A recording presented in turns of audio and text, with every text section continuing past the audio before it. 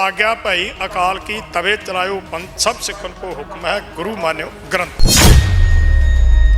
गुरु ग्रंथ नूं गुरु मनदे आ, जबानी कलामी सीस झुकाउणे आ लोकां नूं, मतलब कि जिहड़ा वो एक भुलेखा पाउण वास्ते।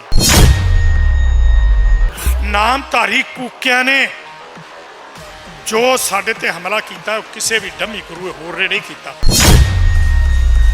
भाई सतगुरु शब्द असी गुरु नानक पातशाह तो लैके गुरु गोबिंद सिंह उपरंत गुरु ग्रंथ साहब तो बगैर किसी नूं सतगुरु शब्द तो बगैर किसी सतगुरु शब्द नाल संबोधन नहीं कर सकते। जे हिंदू धर्म के प्रचारक सन गुरु नानक पातशाह तो फिर वो सिख धर्म के बानी किवें ने? जे वो है सन हिंदू धर्म के प्रचारक तो उन्होंने चुनियो क्यों नहीं पहला पाया?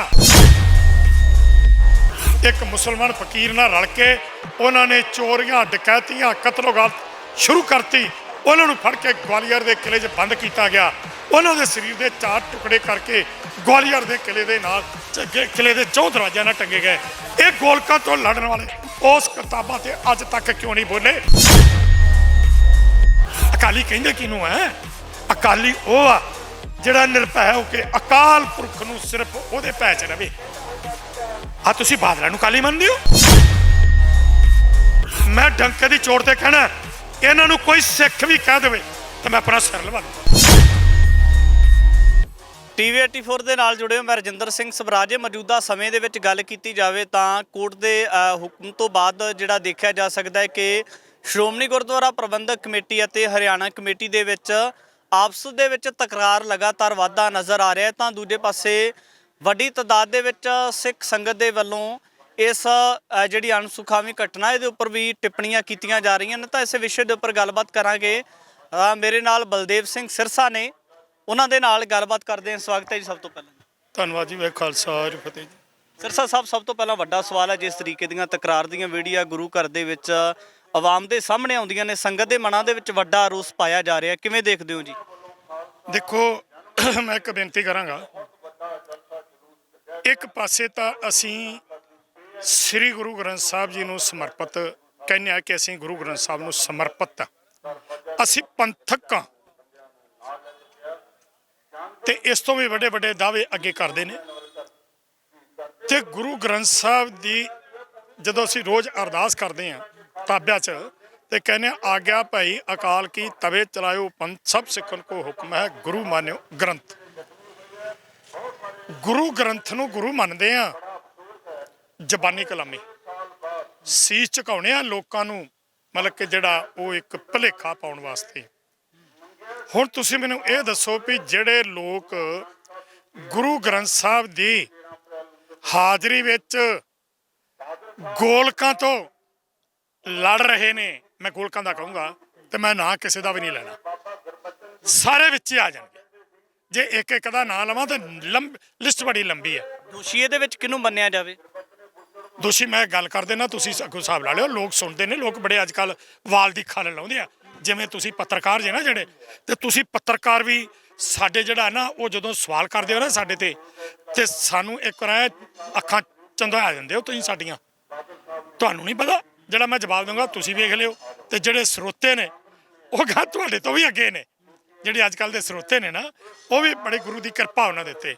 ਹੁਣ ਤੁਸੀਂ ਮੈਨੂੰ ਇਹ ਦੱਸੋ, ਜਿਹੜੀ ਘਟਨਾ ਕੁਰੂਕਸ਼ੇਤਰ ਗੁਰਦੁਆਰੇ 'ਚ ਵਾਪਰੀ ਹੈ ਜਿਹਦੇ ਵੱਲ ਤੁਹਾਡਾ ਇਸ਼ਾਰਾ, ਹੁਣ ਤੁਸੀਂ ਮੈਨੂੰ ਇਹ ਦੱਸੋ ਵੀ ਉੱਥੇ ਗੁਰੂ ਗ੍ਰੰਥ ਸਾਹਿਬ ਦੀ ਹਜ਼ੂਰੀ ਵਿੱਚ ਇੱਕ ਦੂਸਰੇ ਦੇ ਹੱਥੀਂ ਪੈ ਰਹੇ ਆ ਔਰ ਪੁਲਿਸ ਉਹਨਾਂ ਨੂੰ ਛਡਾਉਣ ਵਾਸਤੇ ਸਣੇ ਜੁੱਤੀਆਂ ਅੰਦਰ ਜਾਂਦੀ ਆ। ਇੱਕ ਬੰਨੇ ਇਹ ਕਹਿੰਦੇ ਨੇ ਕਿ ਜਿਹੜੀ ਆ ਹੈਗੀ ਆ ਨਾ ਪੇਟੀ ਜਿਹੜੀ ਹੁੰਦੀ ਆ ਪੁਲਿਸ ਵਾਲਿਆਂ ਦੇ, ਮਤਲਬ ਕਿ ਪੈਂਟ ਦੇ ਵਿੱਚ ਹੁੰਦੀ ਆ ਚਮੜੇ ਦੀ, ਤੇ ਵੀ ਉਹ ਚਮੜੇ ਦੀ ਪੇਟੀ ਵਾਲਾ ਬੰਦਾ ਅੰਦਰ ਨਹੀਂ ਜਾ ਸਕਦਾ। ਤੇ ਚਮੜੇ ਦੀ ਪੇਟੀ ਦੀ ਗੱਲ, ਪੇਟੀਆਂ ਵੀ ਉਹਨਾਂ ਦੇ ਲੱਗੀਆਂ ਹੋਈਆਂ ਨੇ ਤੇ ਜੋ ਉਹਨਾਂ ਦੇ ਪੈਰਾਂ 'ਚ ਬੂਟ ਵੀ ਨੇ, ਤੇ ਉਹਨਾਂ ਨੂੰ ਛਡਾਉਣ ਵਾਸਤੇ ਤੇ ਉਹ ਅੱਗੋਂ ਫੜਦੇ ਨੇ ਪੁਲਿਸ ਵਾਲੇ ਵੀ ਨਾ ਲੜੋ ਬਈ। ਮੈਂ ਇਹਨਾਂ ਤੋਂ ਇੱਕੋ ਹੀ ਸਵਾਲ ਪੁੱਛਣਾ ਚਾਹੁੰਦਾ ਸਾਰਿਆਂ ਤੋਂ, ਜਿਹੜੇ ਉਹ ਮੁਖੀ ਨੇ ਲੜਨ ਵਾਲੇ ਜਾਂ ਪਿੱਛੇ ਬੈਠੇ ਲੜਾ ਰਹੇ ਨੇ, ਉਹਨਾਂ ਸਾਰਿਆਂ ਤੋਂ ਇਹ ਪੁੱਛਣਾ ਚਾਹੁੰਦਾ ਵੀ ਗੋਲਕ ਤੋਂ ਤੇ ਤੁਹਾਡੀ ਲੜਾਈ ਹੋ ਰਹੀ ਆ,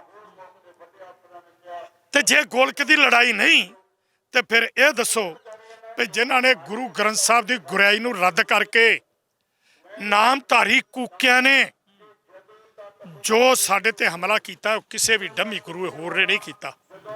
ਬੜੇ ਡੰਮੀ ਗੁਰੂ ਨੇ। ਆ ਰਾਧਾ ਸਵਾਮੀਆਂ ਤੁਰਿਆ ਫਿਰਦਾ, ਆ ਤੁਰਿਆ ਫਿਰਦਾ ਗੁਰਮੀਤ ਰਾਮ ਰਹੀਮ, ਕਦੀ ਜੇਲ੍ਹ 'ਚ ਤੇ ਕਦੀ ਬਾਹਰ।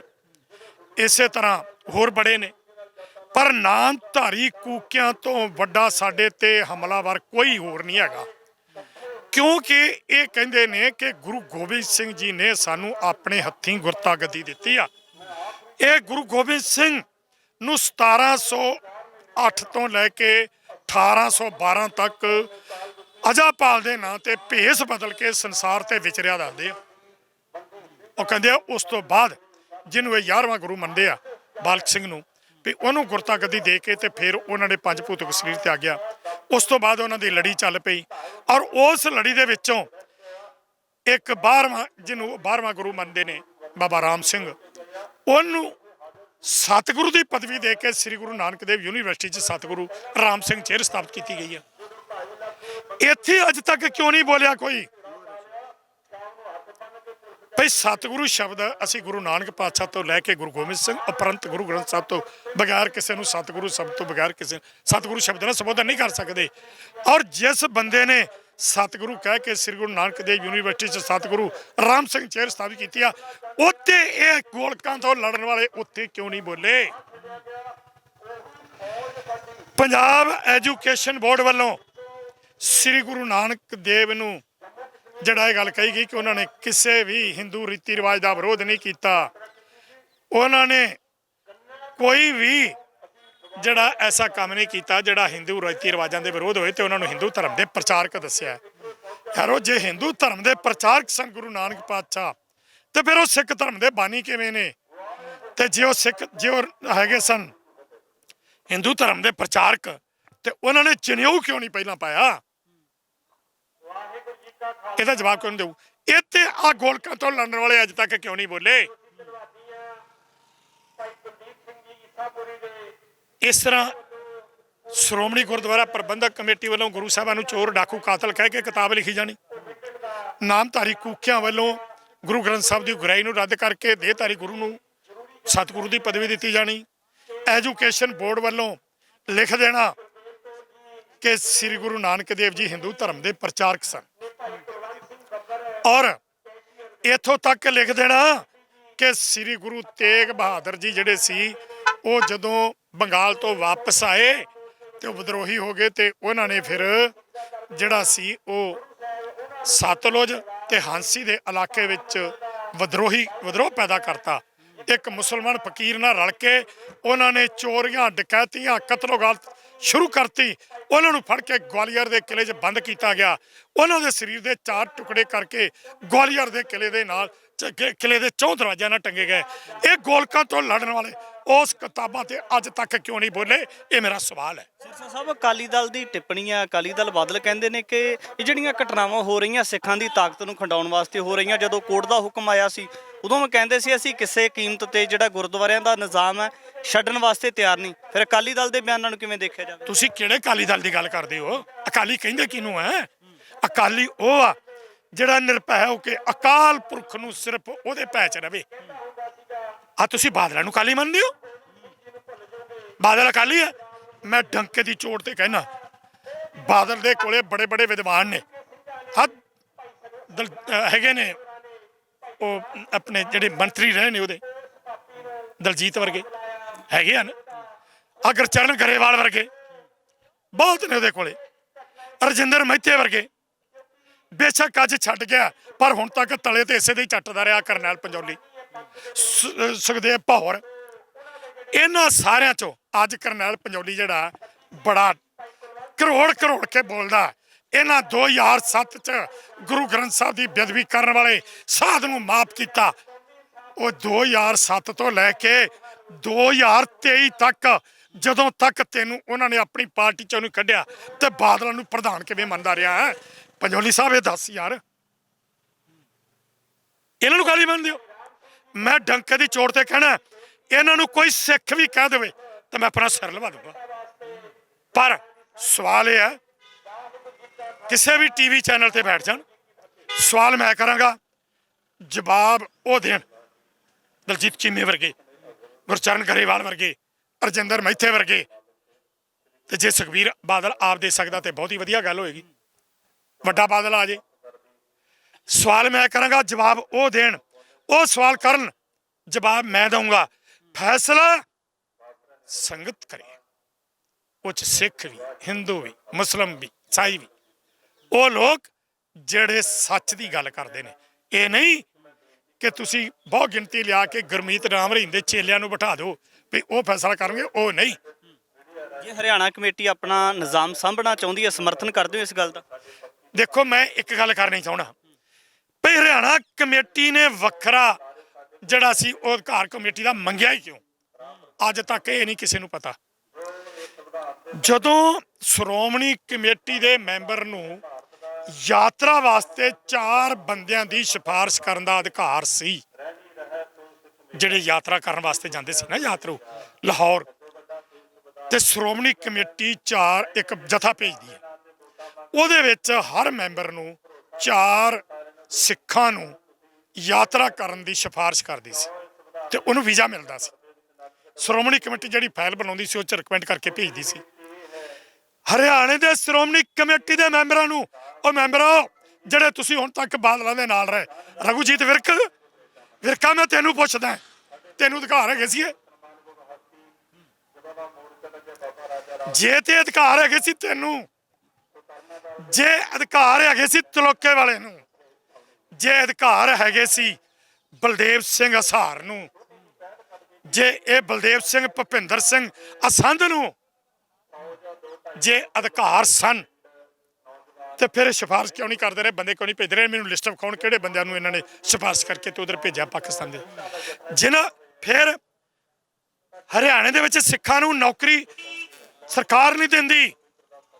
ਬਾਹਰ ਜਦੋਂ ਤੋਂ 1966 ਚ ਹਰਿਆਣਾ ਤੇ ਪੰਜਾਬ ਅਲੱਗ-ਅਲੱਗ ਹੋ ਗਏ, 66 ਤੋਂ ਬਾਅਦ ਹਰਿਆਣੇ ਦੇ ਸਿੱਖਾਂ ਨੂੰ ਕਿਸੇ ਵੀ ਬੱਚੇ ਨੂੰ ਕੋਈ ਭੁੱਲਿਆ ਭਟਕਿਆ ਕੋਈ ਨੌਕਰ ਹੋ ਗਿਆ ਹੋਵੇ, ਸਰਕਾਰ ਨੇ ਲੈ ਲਿਆ ਹੋਵੇ, ਤੇ ਮੈਂ ਕਹਿ ਨਹੀਂ ਸਕਦਾ। ਆਤਮਾ ਸਿੰਘ MLA ਸੀ ਕਾਂਗਰਸ ਦਾ ਰਤੀਏ ਤੋਂ, ਭਜਨ ਲਾਲ ਦੀ ਸਰਕਾਰ ਸੀ, ਬੰਸੀ ਲਾਲ ਦੀ ਸਰਕਾਰ ਸੀ। ਉਹ ਚਲੇ गया आत्मा सिंह, वे चौधरी साहब ये मैं लड़के लेके आया हूँ, इनको नौकरी चाहिए। ते चौधरी बंसी लाल ने कहा के बात भाई आत्मा सिंह, जाटनी बच्चा को नहीं जानती के? ये गल कही सी। फिर हरियाणे ਦੀਆਂ ਜਿਹੜੀਆਂ ਵੱਖ-ਵੱਖ ਪਾਰਟੀਆਂ ਉਹ ਸਿੱਖਾਂ ਨੂੰ ਤਾਂ ਨੌਕਰੀ ਨਹੀਂ ਸੀ ਦਿੰਦੀਆਂ, ਤੇ ਜਿਹੜੇ ਸ਼੍ਰੋਮਣੀ ਕਮੇਟੀ ਦੇ ਪ੍ਰਬੰਧਕ ਦੀ ਨਾ ਗੁਰਦੁਆਰੇ ਹਰਿਆਣੇ 'ਚ, ਉਹ ਮੁਲਾਜ਼ਮ ਕਿੱਥੋਂ ਦੇ ਸੀ? ਜ਼ਰਾ ਦੱਸਿਓ ਮੈਨੂੰ, ਪੁੱਛ ਲਿਓ ਉਹਨਾਂ ਤੋਂ ਵੀ ਸਰਸੇ ਨੇ ਆਹ ਸਵਾਲ ਕੀਤਾ। ਉਹ ਮੁਲਾਜ਼ਮ ਵੀ ਪੰਜਾਬ ਦੇ ਕੋਈ ਵਿਰਲਾ ਵਾਂਝਾ ਹਰਿਆਣੇ ਦਾ ਸੀ। ਇਸ ਕਰਕੇ ਗੁਰੂ ਕੀਆਂ ਗੋਲਕਾਂ ਲੁਟਾ ਕੇ ਬਾਦਲਾਂ ਨੂੰ ਆ ਜਿਹੜਾ ਕੁਰਸ਼ੇਤਰ ਹੈ, ਜਿਹੜੇ ਤੇ ਇਹਨਾਂ ਨੇ ਕਾਲਜ ਬਣਾਇਆ, ਬਾਦਲਾਂ ਦਾ ਕਬਜ਼ਾ ਟਰਸਟ ਬਣ ਕੇ ਉਹਨਾਂ ਨੂੰ ਦਿੱਤਾ। ਉਹ ਜ਼ਮੀਨ ਕਿਹਦੀ, ਉੱਥੇ ਪੈਸਾ ਕਿਹਦਾ ਲੱਗਾ ਹੈ? ਤੇ ਫਿਰ ਹਰਿਆਣੇ ਦੇ ਸਿੱਖ ਵੱਖਰੀ ਕਮੇਟੀ ਦੀ ਮੰਗ ਨਾ ਕਰਦੇ। ਹਾਲਾਂਕਿ ਮੈਂ ਆਲ ਇੰਡੀਆ ਗੁਰਦੁਆਰੇ ਦੇ ਐਕਟ ਦੇ ਵਿੱਚ ਜਿਹੜਾ ਹੈ ਉਹ 'ਚ ਵਿਸ਼ਵਾਸ ਰੱਖਦਾ, ਉਹਦੇ ਹਮਾਇਤੀ ਹਾਂ। ਪਰ ਹਰਿਆਣੇ ਦੇ ਸਿੱਖਾਂ ਨੇ ਵੱਖਰੀ ਕਮੇਟੀ ਦੀ ਗੱਲ ਕੀਤੀ ਤੇ ਕਿਉਂ ਕੀਤੀ? ਦੋਸ਼ੀ ਕੌਣ ਹੈ? ਤੁਸੀਂ ਸਵਾਲ ਮੇਰੇ ਤੇ ਕੀਤਾ, ਮੈਂ ਤੁਹਾਡੇ ਤੇ ਕਰਦਾ, ਸਰੋਤਿਆਂ ਤੇ ਕਰਦਾ। ਫੈਸਲਾ ਤੁਸੀਂ ਕਰ ਲਿਓ, ਸਰੋਤੇ ਕਰ ਲੈਣ। ਹਰਿਆਣਾ ਕਮੇਟੀ ਅਤੇ SGPC ਦੇ ਆਪਸੀ ਤਕਰਾਰ ਨੂੰ ਲੈ ਕੇ ਹੁਣ ਦੇਖਣਾ ਹੋਵੇਗਾ ਜਿਸ ਤਰੀਕੇ ਦੇ ਨਾਲ ਵੱਖ-ਵੱਖ ਵਿਚਾਰਵਾਨਾਂ ਵੱਲੋਂ ਤਕਰਾਰ ਦੇ ਮੱਦੇਨਜ਼ਰ ਸਵਾਲ ਰੱਖੇ ਜਾ ਰਹੇ ਨੇ। ਬਹੁਤ ਵੱਡੇ ਸਵਾਲੀਆ ਚਿੰਨ੍ਹ ਭਵਿੱਖ ਦੇ ਵਿੱਚ ਵੀ ਯਤਨ ਕਰਾਂਗੇ ਇਸ ਤਰ੍ਹਾਂ ਦੀਆਂ ਤਮਾਮ ਸ਼ਖਸੀਅਤਾਂ ਨੂੰ ਲੈ ਕੇ ਹਾਜ਼ਰ ਹੋਵਾਂਗੇ। ਧੰਨਵਾਦ।